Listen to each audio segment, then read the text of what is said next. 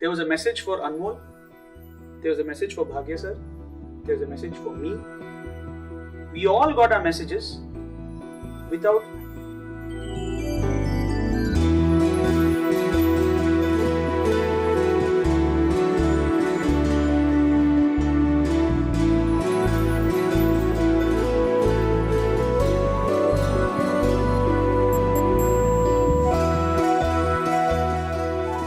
So this is another dream that happened in the month of March last year, 2015. So this one morning I have a dream where Swami steps out of the interview room and he's looking at the upper veranda and Swami says, "Final year boys." And I'm right there in front and I stand up for some reason. I don't know why I stood up as a final year boy. I was not doing my final year. And I turned back and I saw that there were two more boys who were standing. And they were actually, one of them was actually studying in third year undergrad that year. So I looked at Swami and I said, "Swami, there are only three of us." He says, "Okay, come in." So we went into the interview room and Swami sat on the sofa. And I noticed that these two boys were a little hesitant to sit closer to Swami. So I took the opportunity and sat right at his feet. And in my dream, it was a festival day. I don't remember what festival it was, and I know that all the campuses have come. So it immediately strikes me that, my God, all of them will want to know what it is that Swami wants. Swami would have told us, should not forget some of the messages that Swami might tell. So I fish out my mobile phone, I open voice memos, voice recorder, I put record, and I keep it right next to Swami on the sofa. And Swami started talking. In between, I took the phone, to check if it's recording. You never know with Swami. It might have stopped recording. So I'm checking to see if it's recording. It is. So then I put it back again. And Swami took my phone. And then he pressed the home button. And on the home screen, there was a photo of Swami, which actually, in the waking state, was not the photo which I had kept as my wallpaper. But there was a photo of Swami standing overlooking the construction of Prashanti Mandir, 1947 or 48 or 49. And it's a black and white photo where Swami is wearing a turban. He's wearing a towel around his head and he's standing like that watching the construction. So Swami looks at the photo and he's very surprised that I have his photo as my home screen. Swami says, "Not bad, you kept my photo," he said. So I just smiled. So then I looked at the photo and I asked him, "Swami, do you remember when this photo was taken?" And believe it or not, he remembered when that photo was taken. He told me this was taken during the construction of Prashanti Mandir. And a lot of dust used to come. That's why I'm wearing this turban. And he was trying to recall the name of the person who took the photo. So it was a very lovely interaction I had over my mobile phone. And then Swami started talking to us about good conduct, the right conduct that students should display, being students of Swami. And Swami said, right is right, even if only one person does it. Wrong is wrong, even if everybody is doing it. You should be like that Africa boy. And in my dream, I seemingly knew whom Swami was referring to when he said Africa boy. So when I looked back, the other two brothers did not have a clue about whom Swami was referring to. So I looked at them, they had a very puzzled look on their face. So I looked at Swami and I said, "Swami, I don't think they know. Can I tell?" Swami said, yeah, chaput. So I turned back and I tell them, "Brothers, Swami is referring to one of our old students by name Anmol Mehta, who's working in Africa. There was a strike in his factory and Anmol did not take part in the strike because he believed that is not the right thing to do. Swami would not like his students taking part in strikes. So Anmol did not take part in the strike. That is the incident that Swami is referring to." And then Swami continues saying, see, atla undala. You should be like that boy. So I finished this narration of this boy Anmol Mehta. And Swami said, that's the boy. Atla undala. Meaning, you should be like that. Now, let's just pause the story here. when I joined for my MBA, I had a batchmate who was, when I was doing my MBA, he was doing his MSc. And his name was Anmol Mehta. And we were batchmates, a batch of 120, 125. We just knew each other. But I have absolutely no idea where he is, what he's doing, or anything of that sort, except for his name and his face. Right? I know what Anmol looks like, and I know Anmol Mehta. So it's very strange that when Swami referred to an Africa boy, that I should name a boy and tell an incident about him in my dream, about whom I have no idea about what he's doing. So Swami made him an example, and he said that's how students should conduct themselves. He said that's right conduct is that, where you do something even if you're good, even if you're the only one doing good action. The dream ended with that. And a couple of days later, this is one of our professors who teaches in the management department. So I happened to share this dream with him, and only him. So I told him, sir, this is what happened a couple of days ago. I had a dream, and Swami spoke about one boy about whom I apparently knew, but I have no idea how I know about him. And I confidently was telling in the interview room that this is what happened in that boy's workplace in Africa. So he also laughed it off and saying, how strange, that you should be able to say something like that. Over, end of story. A few days later, Sir Bhagya sir, to whom I had narrated this story, was walking down to college one morning. And he saw a boy and a girl standing at the gate of the college, outside the college. So as he approached the gate, this boy and the girl wished him, and the boy said, sir, I'm an old student. I've come back to Parthi for the first time after my marriage. The first time after Mahasamadhi. It's the first time I've come with my wife. It's her first trip to Parthi.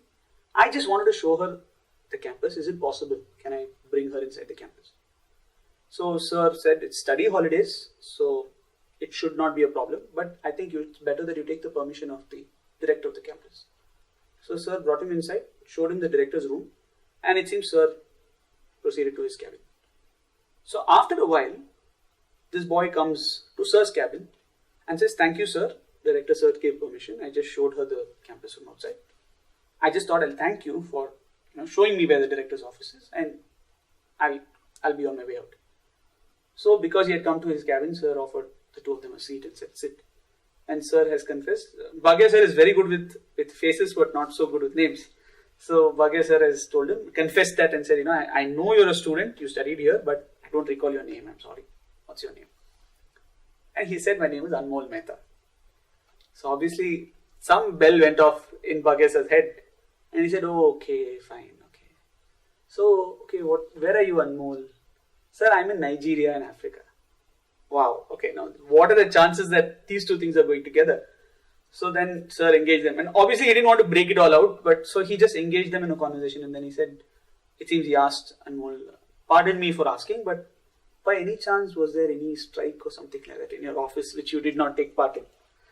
So it seems Anmol said, no sir, nothing of that sort. So sir thought, okay, there ends the coincidence, Anmol, Africa, that's it, the rest of it probably didn't happen. So then it seems his wife prodded and said, oh no, you forgot, is it? That incident that happened a few months back. And then Anmol said, oh yeah, yes sir. It wasn't a strike, but something did happen. So sir asked, okay, can you tell me what happened? So he said that it seems a majority of the employees decided to go to the management, working management, and say, these are the conditions by which we will work. And they wanted certain changes to be made. And they were going to storm into the management office and insist that these are the conditions in which they will work. And Anmol felt that what they were asking for was not right. So they were due to do this the next day. They decided that everybody will go tomorrow and we'll storm in and barge our way, find our way inside and tell them this is what we want. So I believe he was a little apprehensive that if he goes with them, that's not the right thing to do, because he didn't believe in what they were asking for. But he didn't want to not go because he felt that then he might have to be, he might be singled out, or he might have other repercussions to face. So it seems he came back home and he was very disturbed and he didn't know what to do. And he told his wife, it's a very difficult situation for me to be in. I don't want to go with them. I can't not go with them. I don't know what to do. And the next day he just didn't go to work. he just skipped work the next day. So when he went to work the day after, the issue had already been sorted out. So the management didn't think that Anmol was a rebel. The employees who were rebellious didn't take offense that Anmol didn't join them. And he was at peace with his heart that he did not do what was wrong, what he felt was wrong. So Anmol has narrated this to Sir and said, okay, sir, why did you ask me this? And then Sir asked him, do you remember a classmate of yours by name Siddhartha? And Anmol has said, no, I don't remember him. So then Bhagesh has tried to prompt him by saying, he studied MBA, he did his MA outside, he came back. No, sir. He's teaching here in Prashantanilam campus. No, sir, I don't know. Then Bhagesh has told, okay, this is what happened in Siddhartha's dream a few days ago.